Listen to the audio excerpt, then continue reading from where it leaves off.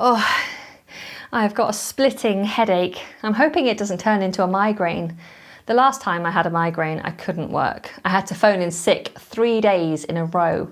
My GP thinks it may be something to do with my eyesight. He suggested that I go to see a specialist.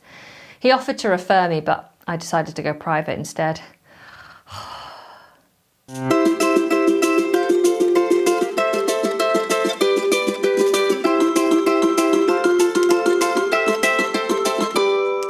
Hi everyone, Anna here from Englishlikeanative.com.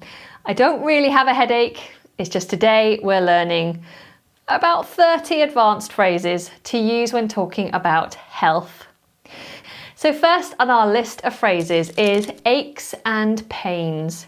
Now if someone says they're having lots of aches and pains, they mean minor pain that continues over a period of time. So as we get older, we tend to suffer from many aches and pains. Oh, me back, oh, me shoulder, oh, me hip.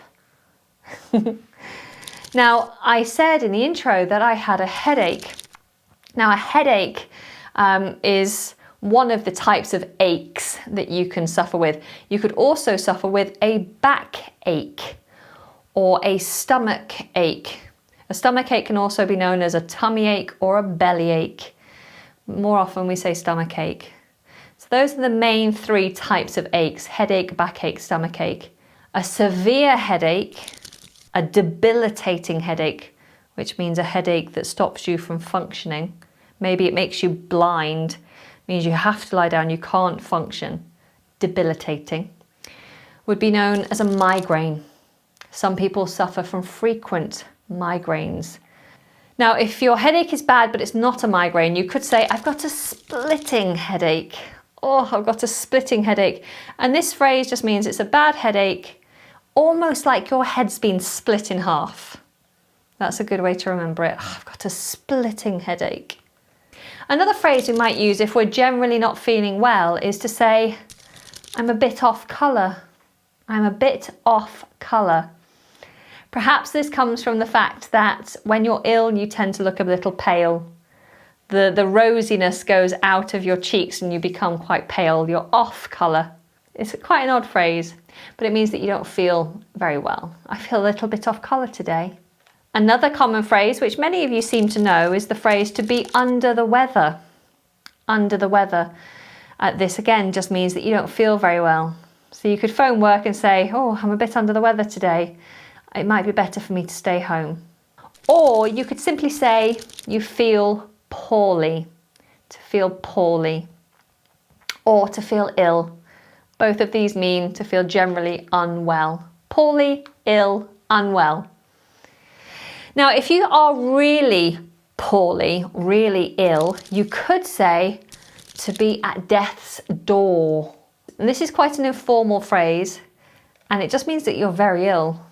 So last week I thought I had a cold, it developed into the flu, and in fact I was at death's door. I was very, very ill. Thank goodness I've now recovered. If you are recovering, you're in the process of recovering, then you could say you are on the mend. You are on the mend. You're on the road to getting better. That's another phrase actually, to be on the road to recovery. On the road to recovery. Or on the mend. You could also say that you are over the worst of it. So if you've had a really bad stomach bug, you're being sick, you have diarrhea, and someone says to you, how are you doing? You could say, well, I still feel pretty bad, I'm still under the weather, but I'm over the worst. I'm over the worst of it. That means the really bad days have passed and now you're just slowly recovering, you're on the mend. Okay, if you finally are very healthy, then you could say, I'm as fit as a fiddle. I love this phrase, I'm as fit as a fiddle, and this means to be very healthy. I do love phrases like this, fit as a fiddle, fit as a fiddle. It reminds me of a song from the musical Singing in the Rain, and they have a song called Fit as a Fiddle, da-da-da-da, ba-da-ba-da-ba-da-ba-ba-ba-ba. I don't know the words. I sang this once in a show and I can't remember the words. Anyway, look it up.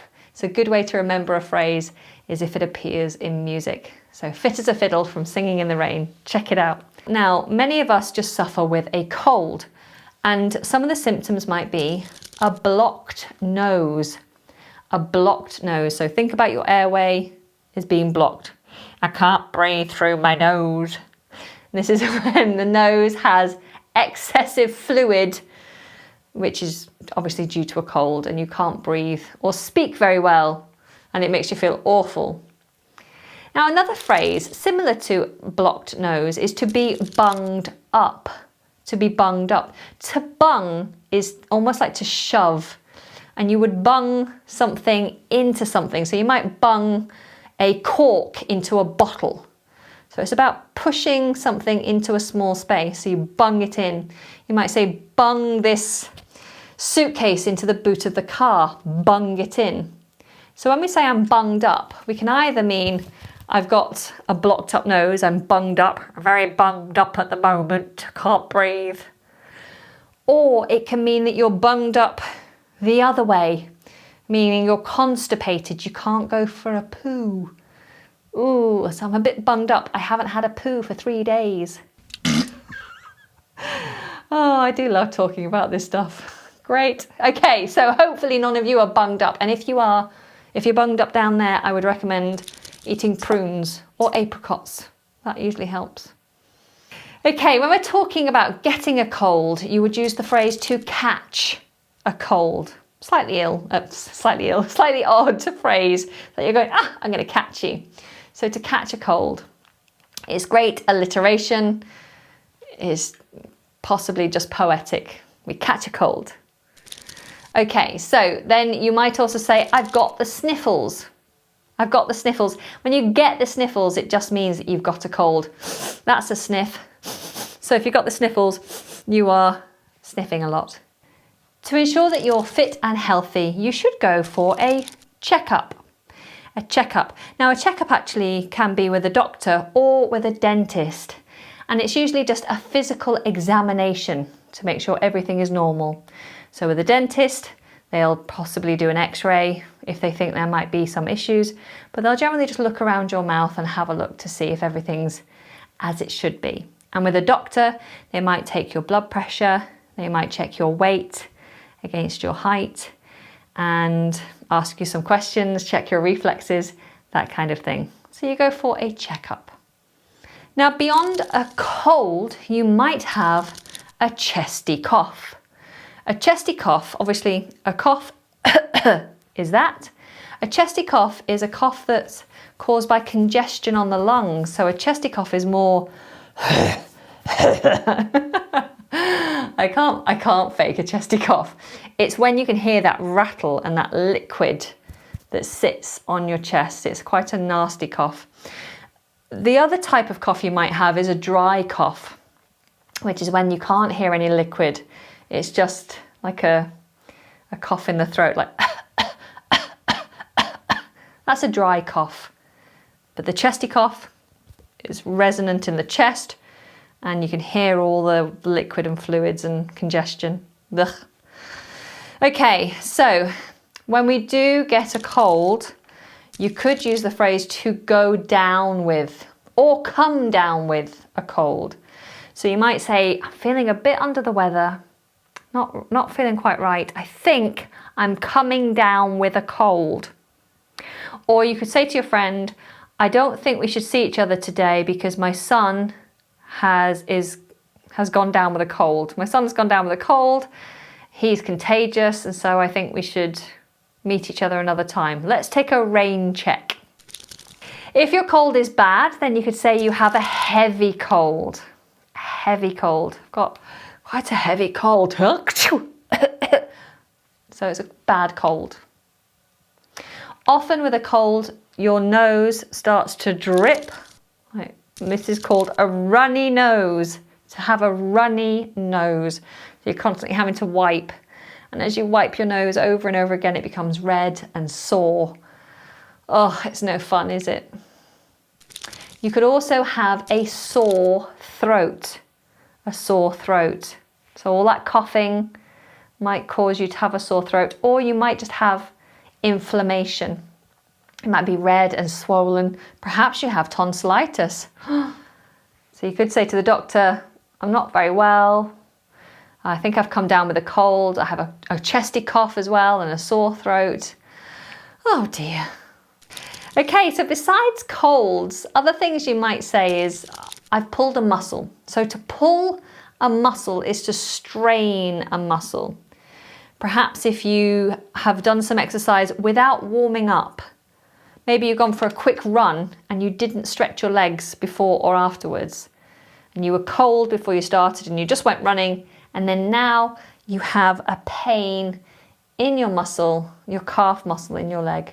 You probably pulled your muscle. You could have cuts and bruises.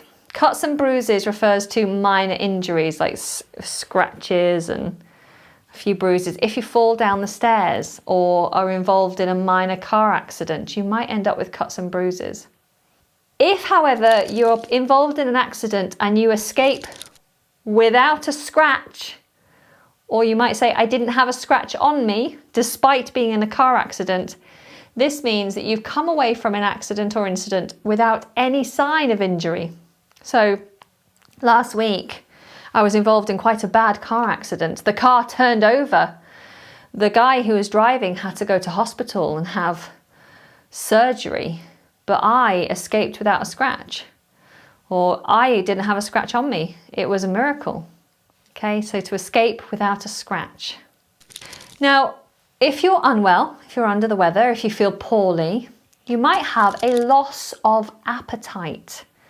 A loss of appetite. Your doctor might ask you what your appetite's like if you're unwell, and this means that you're not hungry.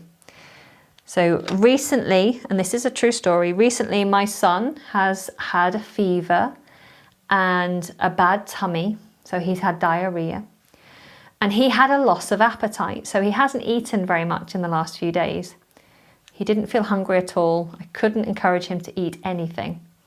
He had a loss of appetite. If you decide that you want to see a doctor or have some medical treatment privately, so by a commercial healthcare provider that is not free, that you have to pay for, then this would be referred to as going private. You go private. Sometimes you might be asked by your doctor, do you want to go private? Do you want to be seen privately, or do you want to be seen on the NHS? Now, the NHS in this country is a government organised scheme, which means that there's healthcare available to everybody for free. In some cases, though, you can go private, so you can pay for service, and this would usually allow you to have a faster response for your issue.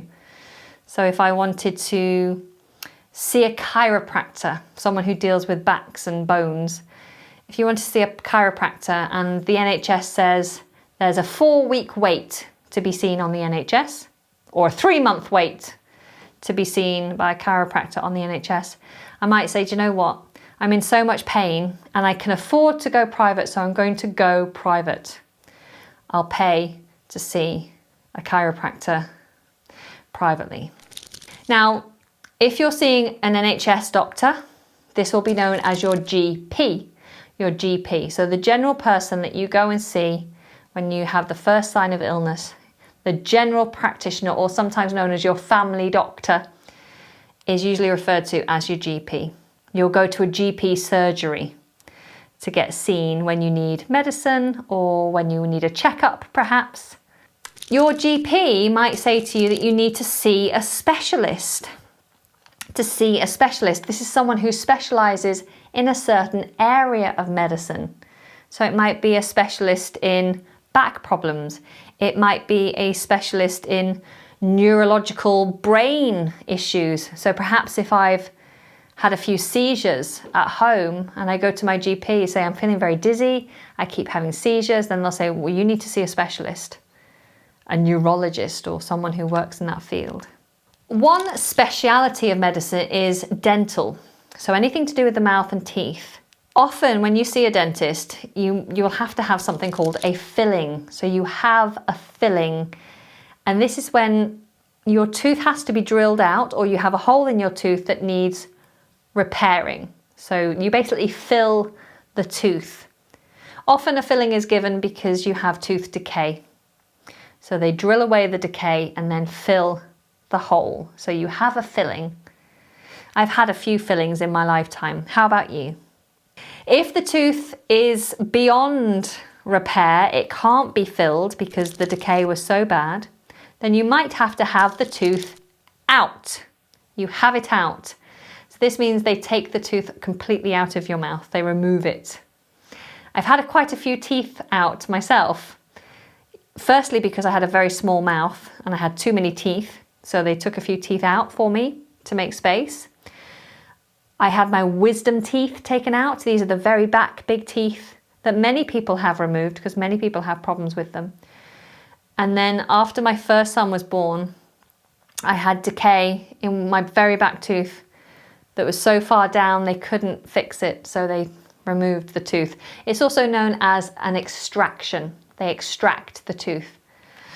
It wasn't very nice. Okay, so if you're going to go and see your doctor, the phrase you'd use is to make an appointment. I need to make an appointment to see my doctor. So you arrange a time to see your doctor about a problem. If someone is ill, then you might say to them, I hope you make a speedy recovery. A speedy recovery. Now, to make a speedy recovery is to recover quickly from an illness. So you might say, I was very unwell a few weeks ago, had a heavy cold, very chesty cough, a sore throat, but I made a very speedy recovery. And literally 3 days I was down and now I'm feeling fantastic. I made a speedy recovery. If you are very ill and you can't work, then what often has to happen is you need to phone in sick. So you phone in sick. And this is a very common phrase in the workplace. If you phone in sick, it means you physically call work and explain to them you can't attend work because you're ill. So you'd say, I need to phone in sick. You call them, hi, I'm really sick today, I can't come in. They go, fine. And then your colleagues might say, oh, Jonathan isn't coming in today. He called in sick this morning. So you can say call in sick or phone in sick. Okay, well, that's our very long, exhaustive list. I do hope that you are all actually very healthy and well. I hope you're all fit as a fiddle. I do hope this was helpful for you. If you have any other phrases or words that you think should be added to this list, please write it in the comments.